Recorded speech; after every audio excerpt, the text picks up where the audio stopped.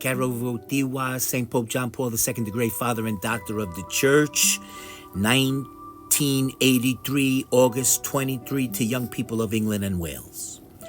Remember above all that Jesus Christ is with you and in you, and the power of his redemption is stronger than all human weakness and sin put together. And it is Jesus Christ, the Redeemer of the world, the incarnate Word of God, the Son of the Eternal Father, and Mary, who repeats to you tonight, today, every day.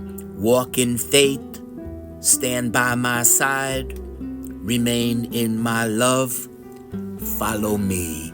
Pace bene, shalom.